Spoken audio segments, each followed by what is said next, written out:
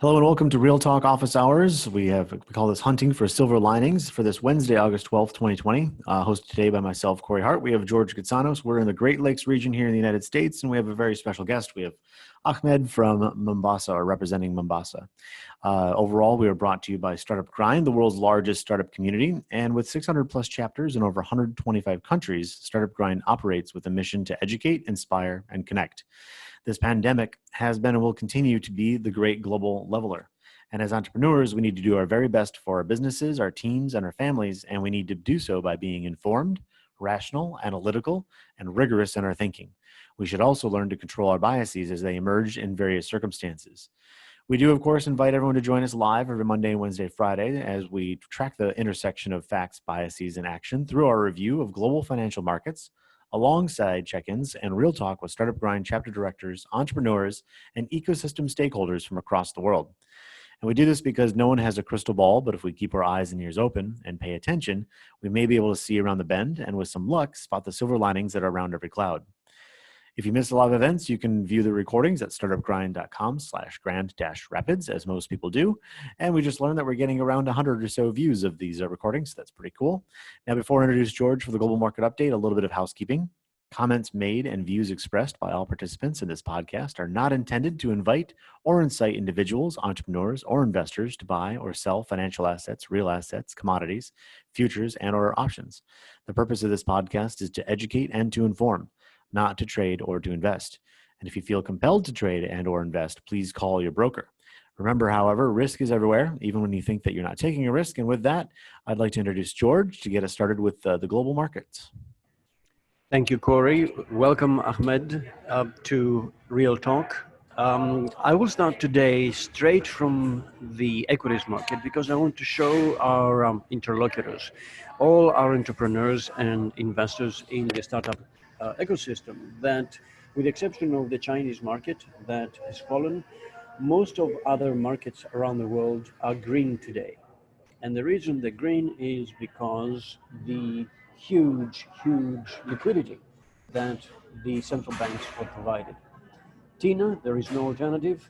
FOMO, fear of missing out, are the major drivers. And you can see that despite yesterday's turnaround and eventual close lower, the Dow, the S&P, and Nasdaq are up. Europe is up with the FTSE 100 highest at the most by 1.7, and of course the rest of Eastern Europe and Asia. It seems that the race for a vaccine is creating an optimistic world around us. We have also seen that the US jobs reports have been relatively benign. We're seeing a little bit of inflation because of the cost of autos and apparel in July. But really the picture seems to be benign. And as Howard Marks of Oaktree mentioned, if you take the classic metrics of the dividend yield of the equities market, we should be probably in a price to earnings ratio of 25 and not 16, which has been the historical average. So against this background and the huge euphoria and optimism, let's see what in the equities markets, let's see what the other markets are telling us. And let's start with the currencies. As we have highlighted, the dollar has traded against the basket of currencies probably at 10 to 11% lower over the last 3 months. The reason for that change of the dollar is that investors have seen that the US is coming at the end of the road in terms of interest rates. The safe haven considerations that drove investors to the dollar in the middle of the crisis have subsided significantly, particularly because of the growth of manufacturing in Asia, in China in particular, but also because of the support package that the Europeans have put together. And it seems that this view is sticking. So yen has strengthened, sterling has strengthened, the Aussie dollar has strengthened, the Canadian dollar has also strengthened, and of course the Swiss franc has strengthened against the dollar. So the main beneficiaries seem to be emerging markets, but also traditional second-level investee areas or target areas for big institutional investors. The bond market is telling us something different, however. If you look at the yields, the 10-year yields in Asia and Pacific, we see minimal changes. And that suggests that bond investors are concerned about the status of the economy in Asia, in the respective countries. The considerations that we have seen are valid. We have seen anchoring of yields by Japan and Australia. We have seen that notwithstanding the political wranglings in Hong Kong, the 10-year bond is 0.25, and a similar fear of, or rather concerns about the status of the economy is evident in Europe.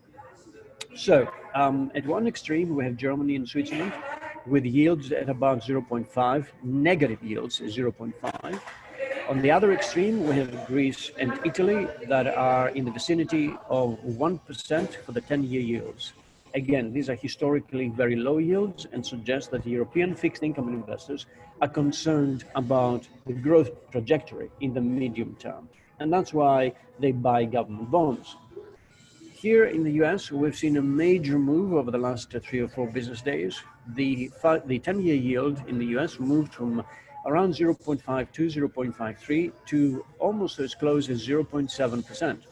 Again, these are fears, these are expressions of fear. This movement of about 15 basis points are indications of investors' concern about possible inflation. They were confirmed today when we saw that the apparel and auto component in the CPI showed a uptick in July. Having said that, the bonds are low by historical yields, and I think we will see that in the medium term, the bond investors are probably well concerned about the growth trajectory of our economies. The commodities picture is very clear. West Texas Intermediate over $42, comfortably staying there, and indeed Brent has hit $45 mark. The natural gas is over $2 per 1,000 BTUs, and it is clear that the weather conditions here in North America have created strong demand. As we're heading towards the second half of August, the end of summer, we will see what happens to West Texas Intermediate. We know, however, that many colleges and universities are slowly opening up. So again, there's a lot of play here on the energy complex, and we will follow it consistently. With regard to gold, we are down almost $150 from the high of 2,100 in the last few days. What triggered that? Well, obviously the fact that the safe haven considerations have abated a little bit. It could be argued that this is a technical correction because the previous rally in gold was rapid, it was almost too good to be true. We will see. Silver has also retrenched from almost $29, almost $30 per ounce down to 25.7. However, copper is steady as she goes. Copper is a clear indication about manufacturing recovery around the world. On the agricultural front, again, you can see that the grains are struggling, despite what Larry Kudlow, the economic advisor, mentioned about China buying as part of the deal. We know that the road is not clear. There is obstacles there, and the farmers, unfortunately, have to bear the brunt of it. Against this background, back to you, Corey. Thank you, George. Appreciate that. Midweek here, and some incredible announcements around the globe that we'll hear more about as things are distilled as we come towards Friday, our next meeting. And really excited to have us joined by someone representing another community, an ecosystem from across the planet over there in Mombasa. Ahmed, thank you and welcome. Good to see you. Good to see you. Really grateful for the generosity of your time today and joining us and helping us get some insight into what's happening in the ecosystems around the world. So first, of course, we're very interested in learning about the people behind these ecosystems, and you have a very strong history in your own local ecosystem, developing talent, people, companies. Could you give us an introduction on who you are, where you came from? Yeah. Okay. So my name is Ahmed Maawy. I've had close to more than 10 years history. Let's say 15 years history. Being in the software field locally in Kenya. And before I started doing a lot of the ecosystem building in Mombasa, which is the second largest city, and it is my hometown. So my hometowns are Mombasa and Lamu along the coastal Kenya. I sort of was doing a lot of software work, software development work in Nairobi, and was working for an organization at the time that was called Shahidi. So I then moved back to Mombasa to explore my passion to sort of build the ecosystem there, because it was my hometown. It was a place I wanted to be able to see developed, so that obviously the place that I call home can be some place where I can even work in the future. You know, the problem with Mombasa is that in terms of how technologically developed it is in the country, it's not as well developed in terms of the talent, in terms of the skills, in terms of the capacity. That's not to say that internet is not there and all that. The infrastructure is there. It's just that the activity is not much there. So it was in my passion to try to do that. So Mombasa is a port city. It's a port city in Kenya. It's a major port hub for Eastern Africa, and it's also a huge tourism destination. You know, it's got beaches, it's got resorts, it's got all that stuff, and it is the what can we say? It is the headquarters of the regional headquarters of the coastal towns. You know, it's a bigger town. It's the one that has a lot of economic activity. It's the second largest town in the whole of Kenya after Nairobi. So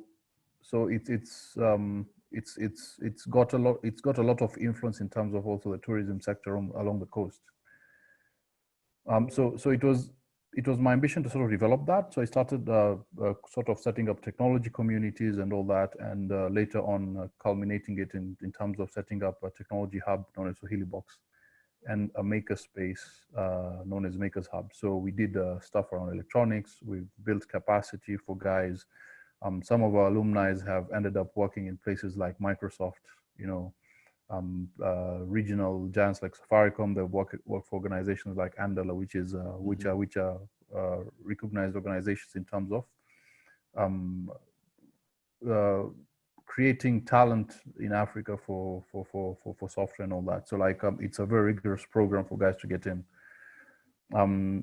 Apart from that, just making sure the ecosystem is being is an active participant in the whole of the Kenyan space. So our work sort of also motivated other people around Kenya who are not specifically in Nairobi to start doing technology hubs and technology initiatives.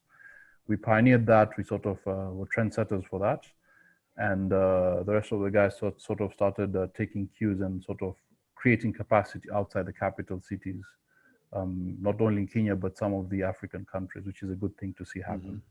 That's really tremendous. I'm really curious to learn about some of the early lessons and challenges that you experienced as being a pioneer in building something so integral to a budding ecosystem. Yeah. So it's always one of these things that people get in with so much enthusiasm. It's because, and I think one of the major reasons for that is because we have a lot of people lessons to learn in the process, you know. Yeah. You know, so working with people, dealing with people, how do you protect yourself? How do you all these things? So it's like one of the very first things you come to realize is the passion that you carry is not a passion that everyone has, you know. Right. So, yes. You know, so at the time, I remember when I started doing stuff around Mombasa, I think I was around 25, 26 years of age, you know. So up until now, it's been close to 10 years I've been doing all this stuff. Mm-hmm. And it's been, I mean, the perception has really changed. The perception in terms of like what works, what doesn't work, how do you approach things, what people like to see, what people don't like to see, you know, and all that. And I think sometimes when you just push things too aggressively, it might not be a conducive approach. So you need to take things slowly. Those are the things that you sort of learn sometimes a very rough way, you know, and you get to just pick up the pieces and just move forward. Sure. You know, yeah. So Kenya is rated as a fairly easy place to do business in, so when you began that just over 10 years ago, did you have some support like from the government, any kind of programs that you were able to tap into? I guess when you say it's a fairly easy place to do business, it's mostly just in terms of policy and what's achievable with policy. It's not that straightforward to sort of get like governments to support initiatives. You know, like one of the things, for instance, the government can do better is incentivizing the startup ecosystem, especially like technology sector, whatever it is, creating incentives for businesses to sort of have a conducive start, you know. So that said, like, I mean, things you can take advantage of are like, what are the business models you can roll out? Is it like a community-based organization? Is it like things like that? Like there are businesses which are quite easy to start, which are like not for profit, which is the approach we took, you know. So we started a mini sort of not for profit and all that. It's quite challenging still. I believe there's still a lot that can be done. But policy-wise, I sort of believe that in Africa we are a lot better in terms of the policies we have and the support infrastructure we have for businesses that are upcoming, to sort of get businesses up and running quickly and to sort of have a conducive environment for that. I think that's where the major help is, you know. So. Okay. I'd like to switch gears and learn a little bit about the entrepreneurial journey. So say George and I are there, we have an idea, and we're from the community. Where are we getting our early capital, our early money from? Is it friends and family typically? Where else can we go for some of that early and then later stage funding? So it depends, I guess. It's on a case-to-case basis. Some people do have the benefit of having family support and all that. I guess it's a bit of a more common thing locally than it is around the world, you know, where you have family, friends to come together, you know. But then everybody's default thinking is let's go get a loan as a first thing, you know, even if it's a micro loan. And I think like facilities for microloans are they're quite a number in this country, you know. So, you know, so like microloans are like very small loans, and then like you try see how you can navigate around that. The banks do listen sometimes. Sometimes it's, but most of the time it's problematic, especially if you're talking about a technology business. You know, like banks are very heavily in investments, you know. And they want to be able to have collateral and all these things. So it's a tough sell still for like if you're a technology startup, for instance, to convince a bank to give you a loan is a very tough thing. Sure. So what most people do is they mostly hassle their way up, or they get to partner with people with capital, right? Which is what is mostly happening. You get a partner as the capital, you work together, or you hustle your way up slowly, or there's a prospect of being able to work with people who are international investors and all that. So I guess it's a bit of that, but yeah, I mean, like microloans are mostly like businesses if you're talking about, because for me, I'm mostly in technology. Right. Microloans are like it makes sense for commodity market. So like even like loans that you get from bank, like it makes sense if it's like mostly commodity, real estate, and all that. They're a lot more willing to listen when you're speaking that language. Right. You know. On the technology side, you mentioned that founders are partnering with others that have capital to move things Yeah. forward. Are those individuals from the technology sector already familiar with with the specific sector, and they've maybe already exited, or they are high up in firms, so they have industry experience and capital, so they see the opportunity? Is that sort of like a version of an angel? Yeah. So. Um, yeah. I mean, it's a complicated dynamic because I mean, you could get someone who's got the capital, but then it's very tough to convince. You know. So what people do is they mostly rely on who knows who.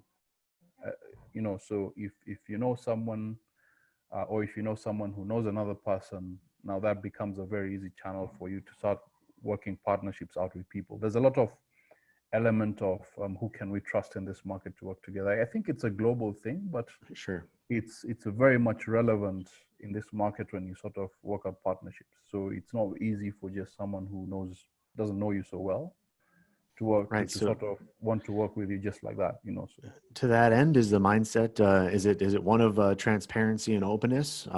So like you mentioned, that trust is something that's really important, and to find the right partner, is it is the yeah, mind there's is the mindset something that's a challenge that prevents people from access to this network of people?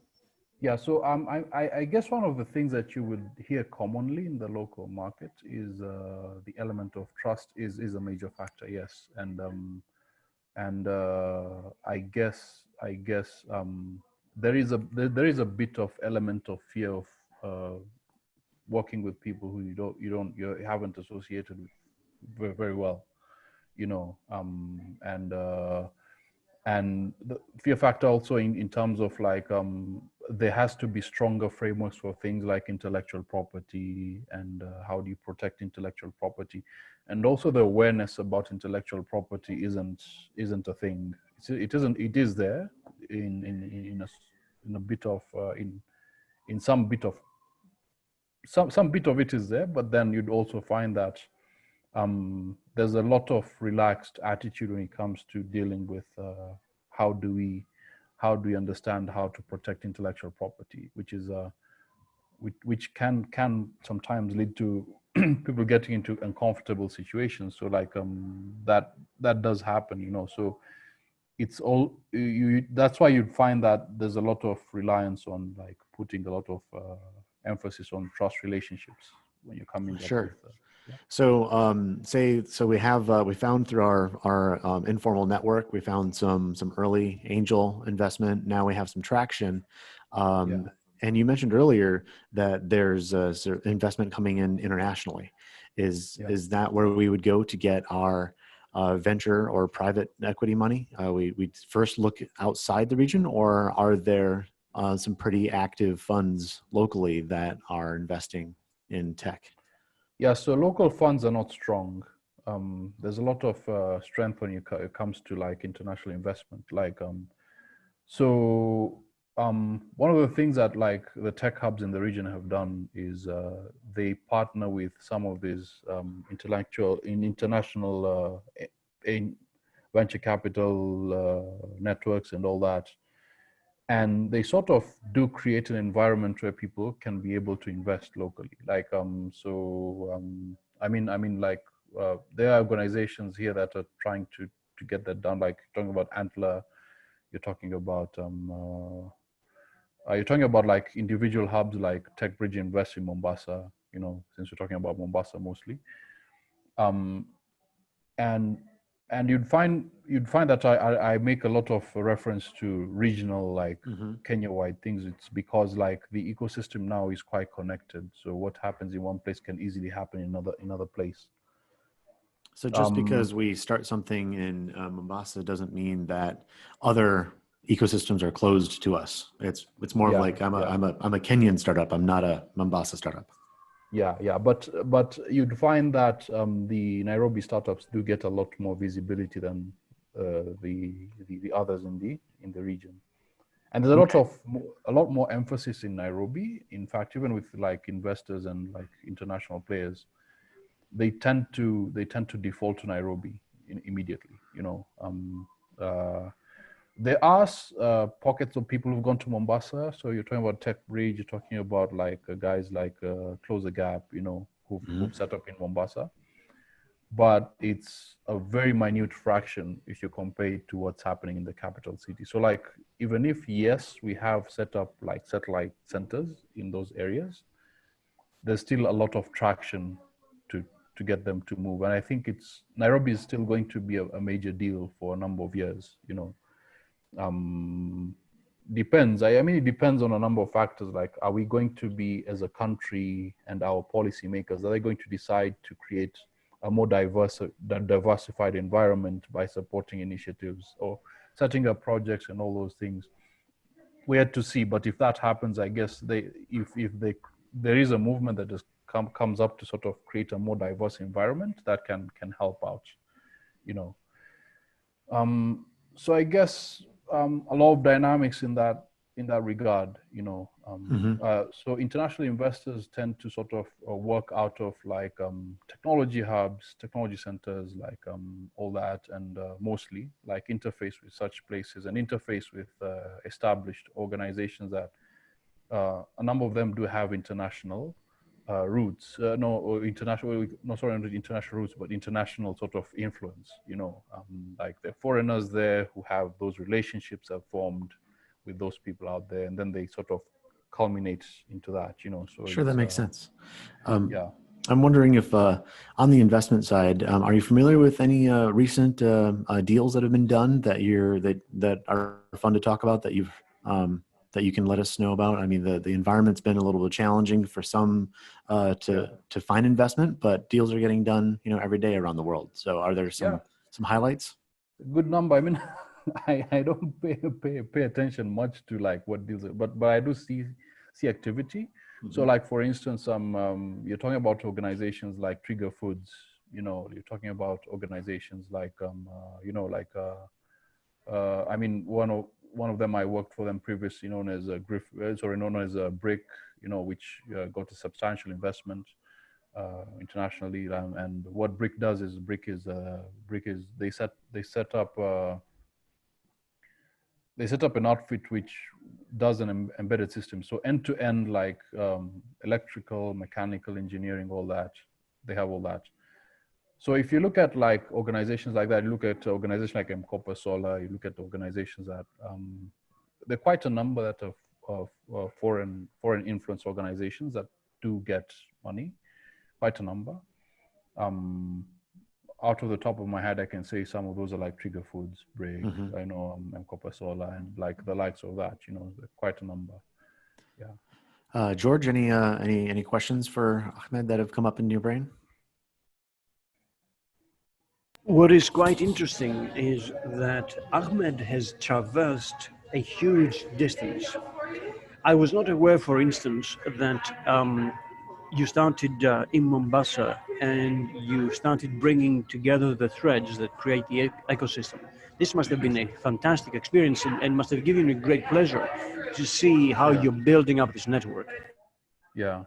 The second point that I wanted to make is that it seems to me that the ecosystem is advancing in terms of ideas, in terms of digitalization, in terms of the, so to speak, new economy. However, capital remains limited. As usual, yeah. As usual. Capital is always a challenge. It's always a challenge that a lot of people have. And especially, I guess, in Kenya, you see, we have this perception that things can get done at a cheaper price because the cost of living is lower. Now, the problem with that is that technology investment is just technology investment. If it's less, the product doesn't become as competitive as a product that has proper investment. It's a reality, I guess, for a lot of technology initiatives, And even though the talent here is good, it's not as, you can't say that it's better than talent that's being paid for higher prices overseas, So and the equipment is the same cost. I mean, like for instance, if you're talking about equipment and all that you need to prosper as a business, it doesn't matter where you're getting it from, where you're coming from. It's the same price everywhere, and in fact, locally we do incur the cost of taxation when you're bringing it in. So it's like the cost of getting equipment in to the country is a lot higher than what you would get it for in other countries, because of like taxation, because of just logistics, because of even like it takes a longer time because of how long the customs process it. So you're referring, hold on a second, Ahmed. So you're referring to what? Servers, cables, networks? Is this what you're referring to? Yeah, even like equipment, like if you want to buy electronic gadgets that are going to help you, you see. So yes, I mean, you'd invest less in this country. It's true, maybe for salaries and all that, but then you can't compete if you want to be able to scale a business with the same, like with a less ratio when it comes to the investment that you get. You know, it's not very easy. You know, that's one. The second thing, I guess, yeah, I mean, to your first question, I guess it's been a humbling experience in Mombasa for more than 10 years, I guess, you know, or for close to 10 years, not more than 10 years. I mean, when I remember when I went to Mombasa, there was no awareness about what was happening in the country when you're talking about like what's happening with technology. So Nairobi was getting to its prime. Because it got to its prime, it declined a bit. Was getting to its prime, and no one was aware about what was going on. So, like creating that space where now people think as a country, not think as a capital city, because everything that was Kenya's doing this and that was mostly just in Nairobi as a capital. There was nothing happening outside of Nairobi technology-wise. So creating that space was quite a challenge. It was a humbling experience also, and which brings me to the next question. In actual fact, now you're pivoting physically. You are now at the center of, so to speak, the decision-making processes. You're able to influence the ecosystem at a higher level. Yeah. What we have noticed is that Vancouver, hubs where the infrastructure between the government and the private sector has developed smoothly. Ecosystems are beginning to take off. We saw Boston, we saw New York, we've seen the Middle East changing. What do you see as the milestones, both in the present moment, but also looking forward? Because you must have a vision, you must have a view to where you want to be now. Yeah. So personally, I guess, you know, for me, and even when you look at this COVID pandemic and what it has taught us is that, you know, like we need to be a global connected ecosystem, you know, there's been quite a focus on people working remotely and all that. And the future of work is going to be like, to some degree, to a very good degree, not to some degree, to a very good degree, there's going to be a lot of remote responsibilities. You know, like for myself, I do work remote for an organization on Streamletics at the moment, you know, which is based in the LA. So I would guess my vision is to be able to create an environment where like people are skilled enough to be able to take advantage of these opportunities, but at the same time, localizing innovation. So for instance, one of the major things that we need to do as a continent and as a country is to be able to build our capacity to develop our own hardware. And there's never been a more interesting time for that to happen because of open hardware initiatives. Manufacturing hardware at scale is a lot more cheaper now. It's a lot easier to ship, you know, electronics and all that. Like you can technically, like you can do your own electronics anywhere in the world at a much cheaper price, and have the audacity to prototype and all that. Because with open hardware, like all these things have become a lot more accessible for us to innovate. So like the next frontier for us is, which is why we also did a maker space in Mombasa, is to get people to start thinking about how can we now create our own gadgets locally, and maybe even set up like a manufacturing for that ourselves, or mass manufacture somewhere else, but we have our own localized solutions. You know, it's a lot more easier now than it was 3-4 years back, you know, and building capacity for people to be able to become a global player without obviously having the physical presence in other places, you know. But that requires skill, it requires talent, it requires capacity building, it requires people to be connected and to be exposed, which is what was the foundation of everything I was doing in Mombasa for a number of years. That leads Thank you. to Thank you very much. Thank you. That's really impressive. Thank you. Thank you. So on that gap, you mentioned a gap, especially with getting attention, getting the word out, hearing about other people's stories, and then if one is interested in getting involved, where do we get that education? Is it through the hubs? Is it going to university?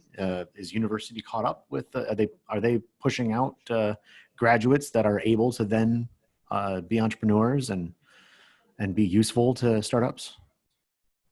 So as usual, I think this is also like something that isn't just in Kenya, but it's a bigger challenge, I guess, locally, is that the universities are not keeping up to what is the dynamic of the changing environment globally. You know, very traditional sort of methodologies being taught to people in terms of like, management sciences and all that. But then there's a lot of focus on getting people just being skilled to do their jobs. But then the thing is, even if you're doing that, it's theoretical, there's no practical emphasis. So a lot of the people who are in universities just mostly have the self-initiative to do these things. And I guess even like what has happened in the last 10 years and or so is that since like things like laptops and all that are more accessible now, and the internet has become more available, you know, like open source is becoming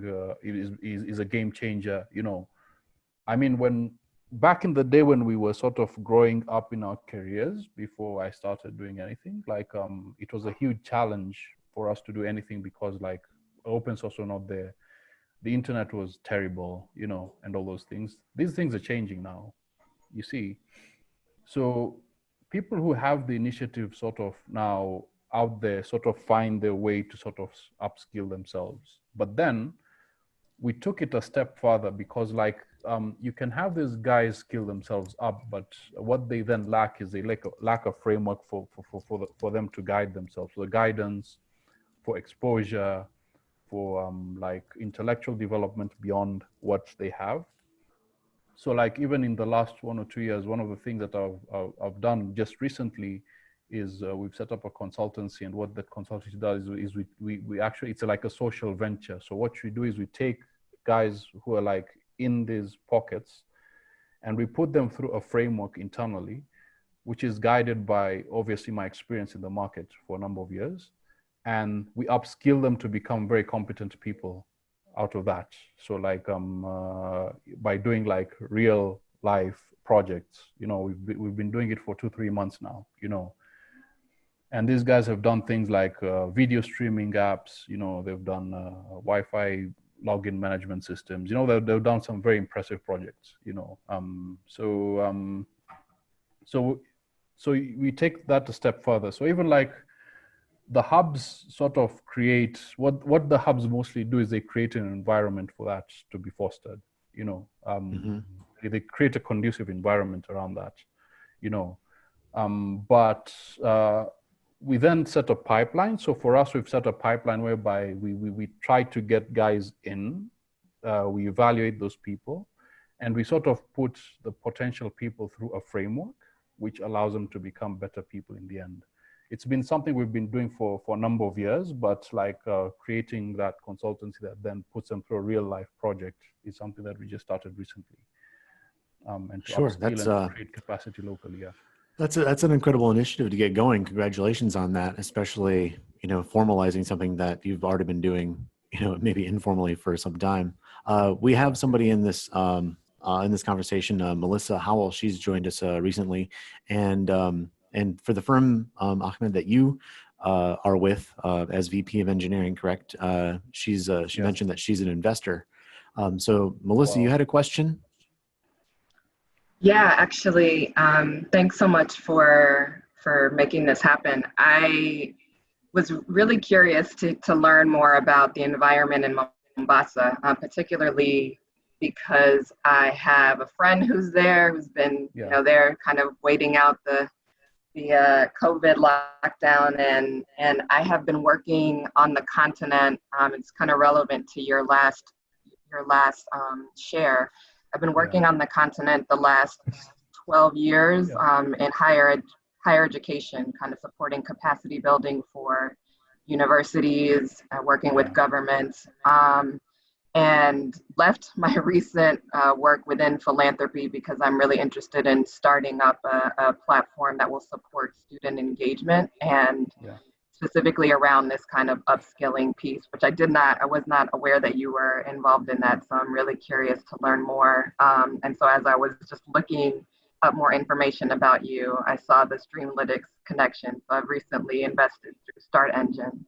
So my general curiosity is around kind of the business and startup environment in Mombasa, some of which I caught, as you were sharing more and responding to George's question.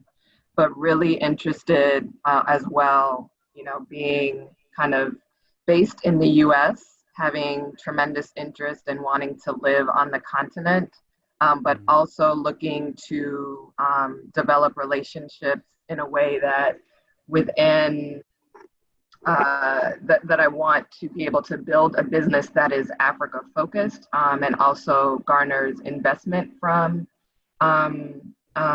African investment groups or investors, and also participating in kind of the startup and accelerator culture there.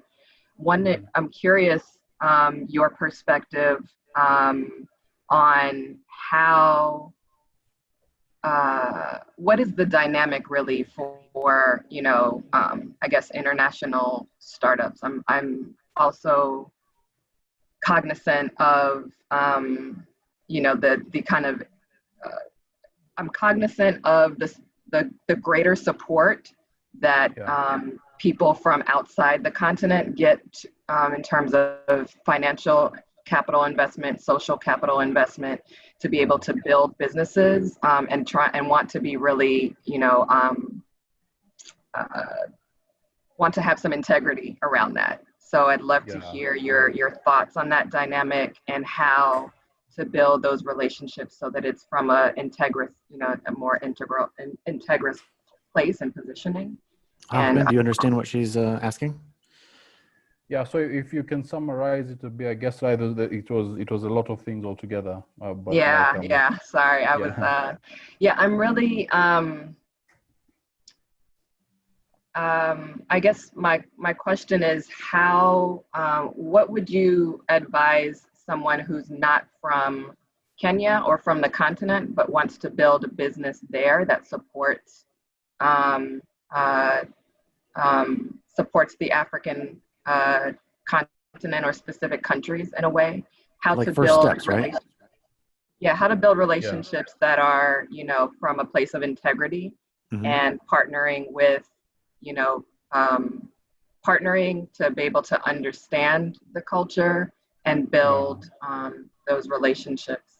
Yeah, thank you for the question. Yeah, so it's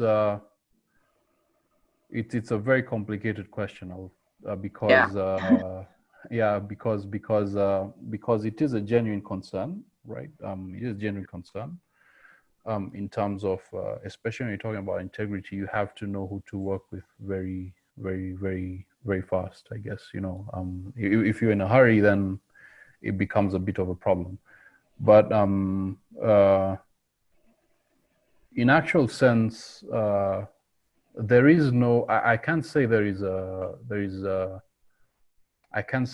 quick way to do that, apart from just understanding the people, understanding who the players are, and sort of making an assessment for yourself. going beyond maybe some things that might be misconceptions about what's happening and all that. So like for instance, in Mombasa, there are quite a number of players who have set up. Some of them have decided to just be on their own, you know, like the guys who've come from overseas, like TechBridge and all that. TechBridge and Open the Gap have just decided to go their own path. Partnerships can be a bit of a tricky issue, you know, so, and it requires you to really have that experience with people, you know, and to know what's genuine, what's not genuine. I guess this is something that there's something that is everywhere, but you have to be particularly careful also, I guess, about that. I think maybe a place that she could start is either with you, right, or other chapter directors for Startup Grind, as they are, you know, typically plugged into their ecosystems, and they could help facilitate some of those early introductions or first introductions, right? Yes. And we've gotten better and better at that over the last couple of years, especially as we've grown as an organization. So like throughout Africa, George and I have already done these conversations on the southern part of the continent, the eastern, western part of the continent, and very impressed with the depth of contacts and context that each one of the directors have. And Melissa, feel free to reach out to me, and Ahmed, I imagine she can reach out to you personally. Yeah, she can. I'd be glad to take that conversation forward. It's no problem. I think there's another angle to all this, which is fascinating, namely that Elon Musk hit the nail on the head when he started putting these 600 satellites around the Earth. Essentially, we will go beyond now the physical limitations. And once the infrastructure is in place, then what you will see is a very rapid evolution, because the barriers particularly to access will be declining dramatically. What you described, Ahmed, in terms of constraints in pricing hardware is a relic of the 19th century tariff barriers, non-tariff barriers, and all this kind of stuff. So we will be going beyond that very soon. However, what I think is fascinating is what Melissa is touching upon, namely the fact that we have to be able to educate in order to reduce inequality. In other words, opportunities will be based to essentially on access to education. And education, not necessarily in a formal setup, it can be skill development. Again, we may be going back to what we have in Germany, the guild system, whereby depending on what you want to do, you may get from high school, you may get access to knowledge that is practical and yet at the same time confidence building. I mean, we have to go away from the trap of poverty. Yeah, and it's also not just that, it's also like soft skills, which is also another critical element, is being able to have people have also a foundation when it comes to soft skills. Yeah, I mean, talking about soft skills, we have seen there is a huge move to ESG, right? Environmentally, socially responsible, and companies with good corporate governance. If you talk about corporate governance, most people don't even know what you're talking about. Yeah. That, and also like emotional intelligence and all that. There's a lot of things that people have to become better at in the long run.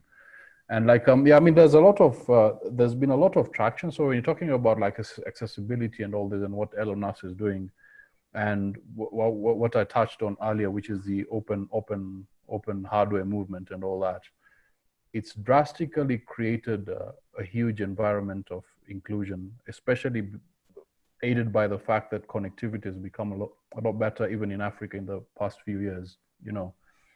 So people are more included, and the costs of also like equipment has become lower, because also like for two other reasons, because like even manufacturing electronics at scale has improved drastically in the last few years in mass. So mass production has become a lot more sustainable and a lot faster and a lot more efficient. and also the state of technology development when you're talking about like developing electronic systems and digital systems has become the capabilities you can get for devices now and 10 years back at a very different price, you know. So it's an opportunity window, big opportunity window also, like for Africa as a continent, holistically, to be able to develop a lot more rapidly and to become a lot more included in the development process, you know. On the topic of inclusion, that's a big and broad word though, but before we wrap up, and we're coming up on the hour here, we do like addressing, or at least asking for your impression of how things are with especially gender equity, right? And it's in the news a lot of places around the globe, just because the pandemic is really challenging gender roles and the responsibilities as people are moving back into home and having to take care of families while working. And this is also on the backdrop of say Melissa coming to the continent and coming to your region specifically to start up a business. So you'd find that we still have a way to go, you know. We still have a long way to, and it's not just in this country. It's everywhere else, I guess. You know, we have a long way to go. But obviously, you see, one of the things that is going to be a standing concern in the coming few years, once we get to become better at that, is then that has to be balanced with meritocracy, you know, and all that. It's going to be an interesting discussion to have once we reach that point, you know. But in the meantime, I guess there's a lot of effort that has to be put to also make sure that inclusion is there, you know, and it's working. So great. George, do you have any last questions, comments for either Ahmed or Melissa as a investor? Yes, I actually have to both Melissa and Ahmed a question. The ecosystem is at some point going to acquire its own momentum, in the sense that both entrepreneurs and capital will be seeking each other beyond the formality of startup grind or any other forum. What do you see happening in terms of charitable organizations as they're beginning to provide both know-how and capital, substituting latent government efforts or even non-existent government efforts? Yeah, I mean, my impression is that they have to work together, you know, and this is my impression. Even in authoritarian regimes, I mean, look what is going on in Belarus, right? Yeah, I mean, if you think about it, you see, like, at the end of the day, like, there's going to be things that are going to impact how fast ecosystems develop in that regard, you know.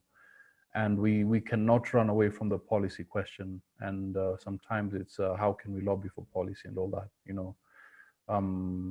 And I guess the fact that you can inject capital to get some things moving does improve the situation, but it doesn't make it the best. So, well, what I think the discussion also has to be centered around how do we then convince policymakers to be a lot more inclusive, you know. I mean, one of the things that has been quite successful, I guess, in the last few years, and you've seen this, is when you make a lot of noise about gender equality, it does have an impact, right? But now maybe we need to make a lot more noise about having more conducive policies for business formation, and maybe it will happen. It will improve situations all over the world, you know. So, yeah, I mean, that's just my 2 cents about it. Yeah, you don't have a lot of just entrepreneurs running in the streets, right? Yeah. So. Yeah, it's an interesting question. this idea, working in philanthropy for this long, and particularly this year, what I've seen is a lot of, it's very obvious the retraction of this idea that philanthropy is there to take risks and to invest in those ideas that, aren't necessarily the safest. And I really think, when I think about charitable organizations and who's supporting them, one, I see ultimately that there will have to be a convergence, because there's a lot of shifting in philanthropic dollars, because I'm in the US, but a lot of shift towards what's kind of trending, from a public health and racial justice standpoint here in the US, as well as gender. But it's very, it's kind of going in a safe route. Who are the big organizations that we could, put some money towards, maybe get some great visibility in terms of the support we're providing, but also be able to safeguard, our endowments and our large investments. And I do believe it will hurt the nonprofit sector, NGO sector, in a lot of ways, that work that's being done, if it's not going to be supported in great measure by community, will have to, there'll be a lot of doors closing, because I don't see philanthropy taking that level of risk. In their eyes, it's a risky venture. It's risky venture to kind of work outside of those three thematic areas. Yeah, it's just not what they do. George? Thank you. In a kind of interesting way, you both skirted the issue, because I think what we have noticed is, at least through our interviews with Startup Grind, is that the dialogue is getting direct, is more intense as we speak, and the ideas are flowing seamlessly. What we are seeing in more than one ways is the individuals being empowered.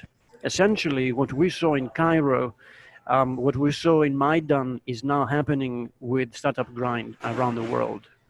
And it is interesting how the decision-making process is now coalescing towards the micro level. Again, it takes a village to raise a child. I think we're all involved in bringing villages together. Thank you both for your participation.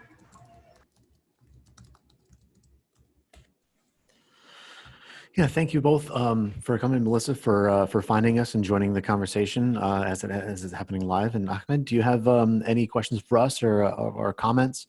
And then with that, also we ask the last question is, what can the Startup Grind community globally do for you personally or for your ecosystem, whether it is where you're now or where you were before? I guess on my side, I'm good. I don't have anything to ask. Okay. And as far as the Startup Grind community, anything that we can do for you as far as community building or introductions or anything that you need? Yeah. So I mean, if there's anything interesting that does come up that you guys think I can weigh in on, I'll be grateful to do that. Like if there's introductions that can be made, like I'd be glad to also connect with Melissa, obviously, and anyone who's of value to sort of connect with. I'd be glad for that. Awesome. Yeah. Well, this has been really insightful. George and I thank you both so much, and Ahmed, for all the work that you continue to do for your ecosystem, and especially train and upskill all of these folks that you're pushing out into the ecosystem. But the benefits are just incredible, and we just so grateful for all the work that you're doing. Thank you very much for your time today, and we look forward to communicating with you again soon. We'll be sending you a survey every now and then, just sort of checking in, see how things are going, and we're definitely open to making these connections that you're talking about. All right. Thank you. All right. Have a good rest of your day. All right.